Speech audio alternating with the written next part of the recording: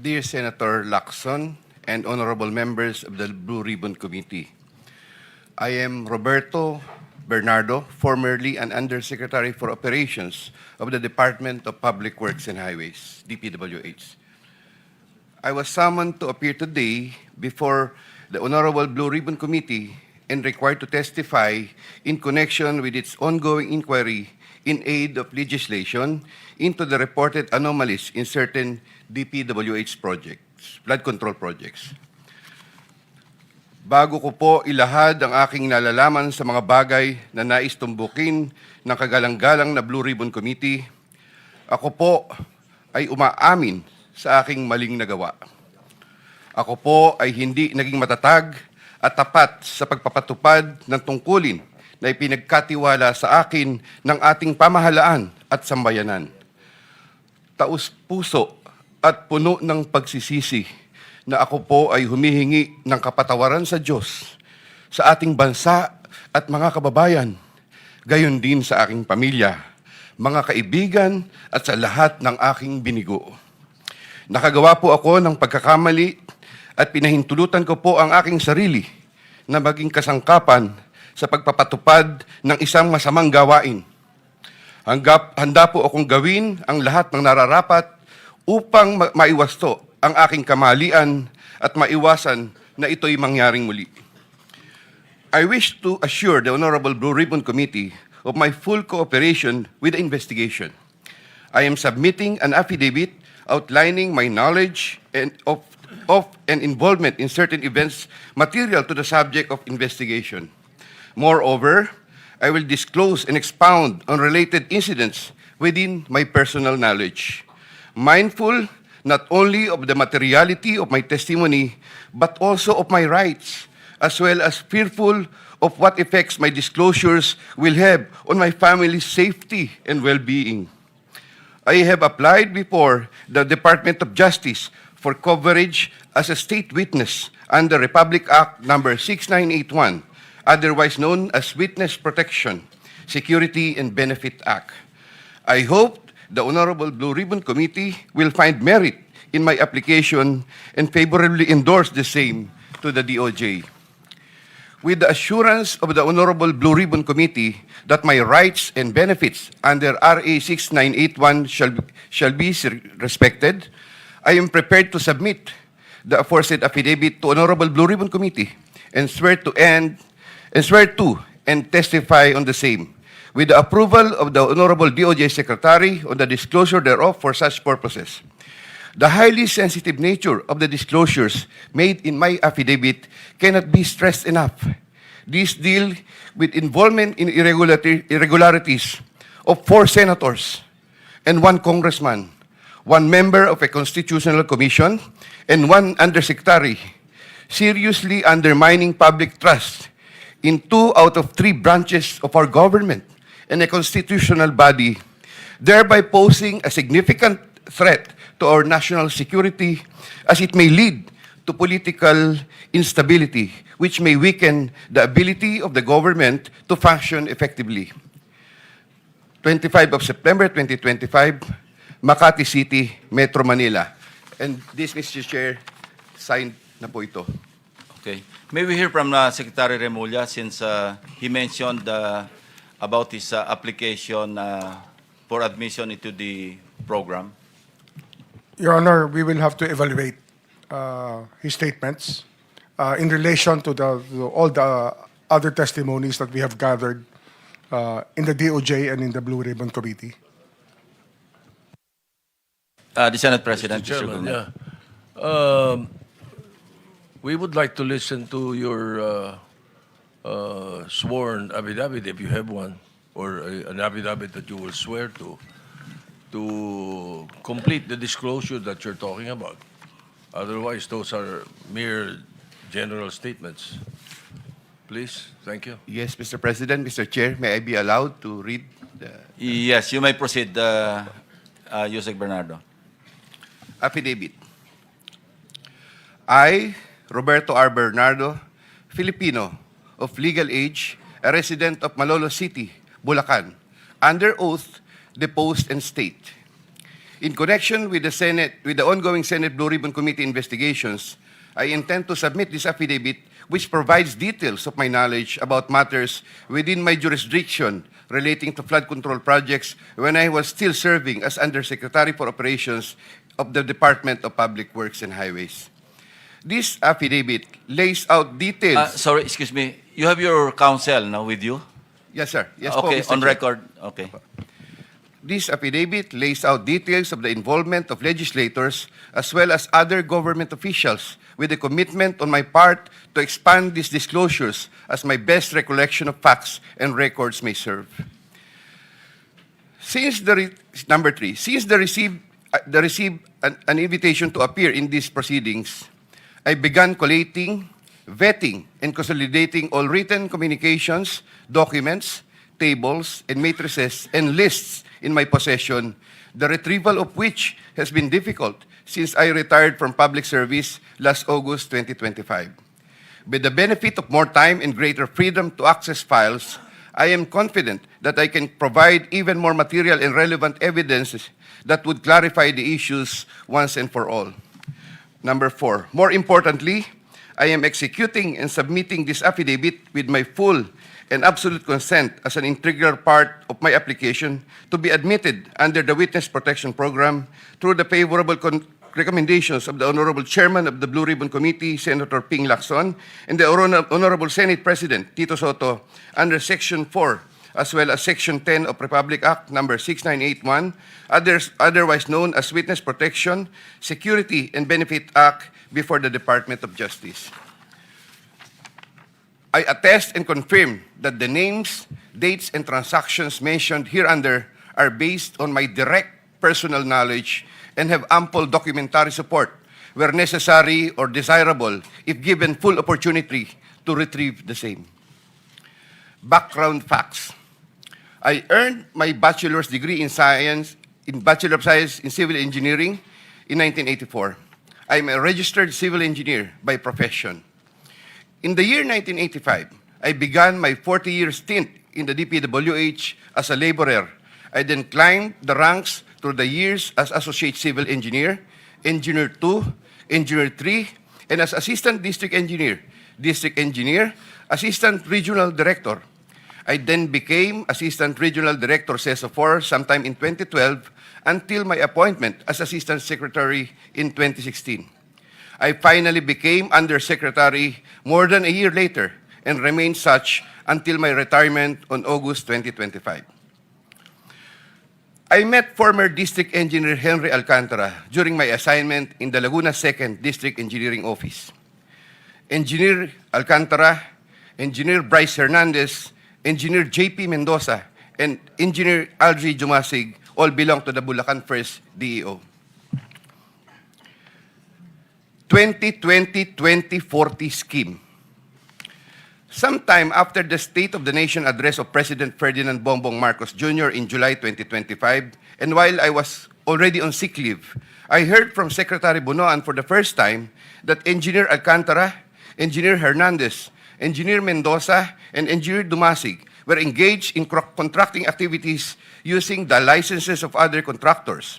Subsequently, Engineer Hernandez confirmed this arrangement through one of the legislative hearings and by other contractors whose license they used. According to Bryce Hernandez, their sharing is 20-20-20-40% from these activities. My understanding is that they had prepared and signed documents for purposes of collecting payments, which they then apportioned the profits amongst themselves. However, I must admit that I have no personal knowledge on the exact actions they took to accomplish this scheme, and I can only be asked general questions on the systems in place that would have allowed this modus operandi to happen. I categorically state that I have neither knowledge nor participation in these business activities, which were entirely done by Engineer Alcantara, Engineer Hernandez, Engineer Mendoza, and Engineer Dumasig on their own. Ghost projects. At about the same time, after the 2025 SONA, I also heard for the first time that aside from the 2020-2040 scheme, were flood control projects, ghost projects, for which Engineer Alcantara, Engineer Hernandez, Engineer Mendoza, and Engineer Dumasig were also responsible. These were confirmed later by Secretary Bunaan during a separate legislative hearings. I called up Engineer Alcantara to ask him about these flood control ghost projects. He denied any participation. Subsequently, he likewise told me that he even convened the officers of Bulacan First DEO to confront them about these ghost projects, and that some officers, it was Engineer Hernandez, who was the primary person responsible for the same. In the exact words of Engineer Alcantara, si Bryce po yan. I categorically state that I have neither knowledge nor participation in these flood control ghost projects. Congressman Zaldico. My personal knowledge regarding Congressman Zaldico are set out as follows. Congressman Zaldico one time called me to say that he met Engineer Alcantara and wanted to confirm, maayos bang kausap si Engineer Alcantara? To which I replied, maayos po. Engineer Alcantara then told me that Kong Zaldico was asking for a 25% commission, and out of that amount, 2% was to be shared equally between Engineer Alcantara and myself. In his exact words, Boss, hati na tayo sa 2%. Furthermore, Engineer Alcantara would tell me every time that he made deliveries of cash to Congressman Zaldico in compliance with his commitment to Congressman Zaldico.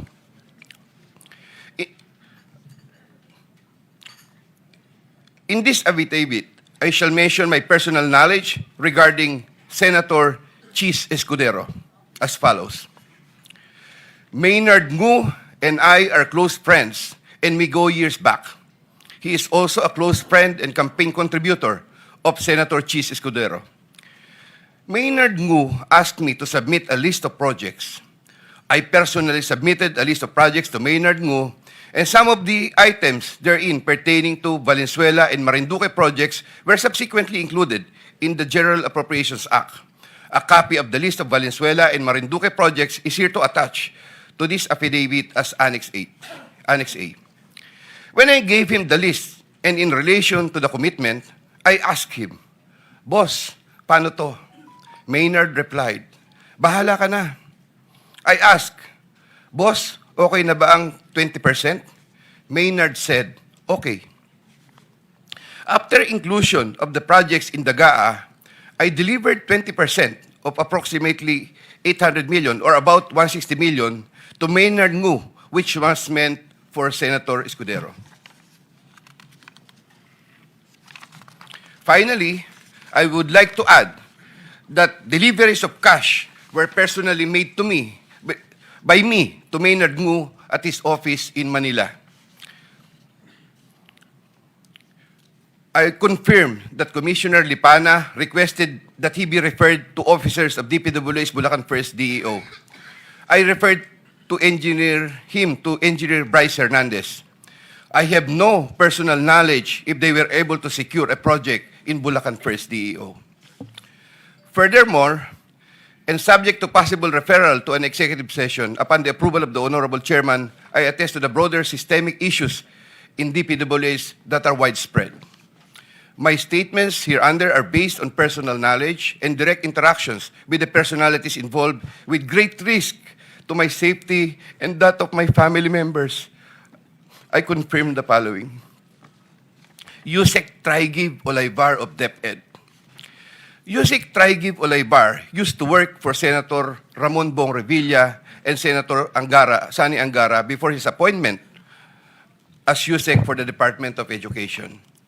Sometime 2010, I met for the first time USec Olaybar, who was then working in the office of Senator Bong Revilla.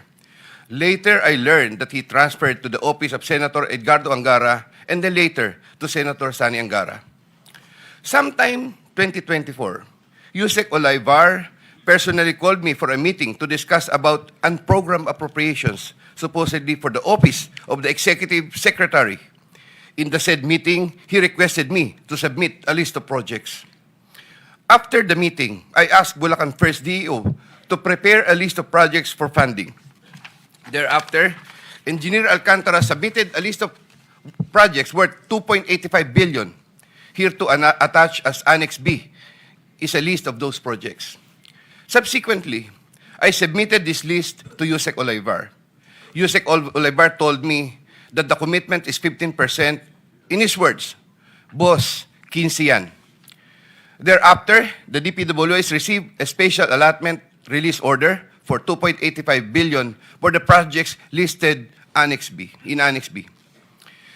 Engineer Alcantara, from time to time, would collect and deliver the agreed 15% commitment to me, which I delivered or caused to be delivered to USec Olivar in Magallanes, Makati, and other places.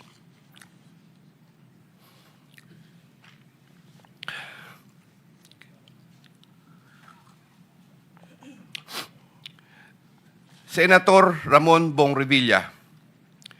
Sometime in the year 2024, Senator Revilla and I met where I gave him a list of projects given to me by Engineer Alcantara. Senator Revilla asked for a commitment, which I suggested. Then he approved at 25% of the total amount of the projects indicated in the list here to attach as Annex C.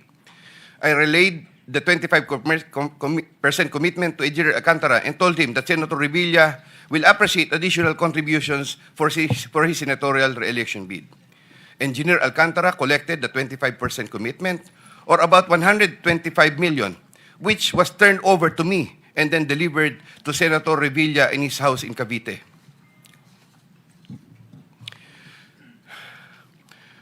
Senator Nancy Binay.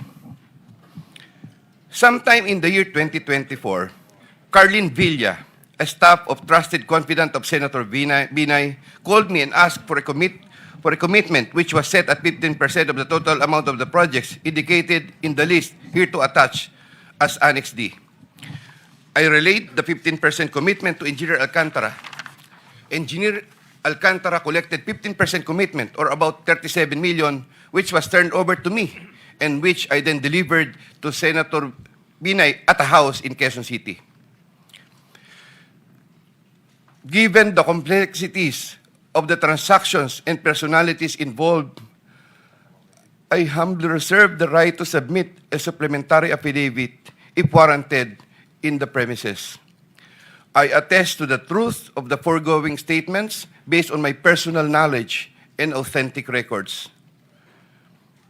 In witness or hope, I will be affixing my signature this day of September 2025 here. Mr. Chair. Yeah. Kindly sign your affidavit in the presence of everybody.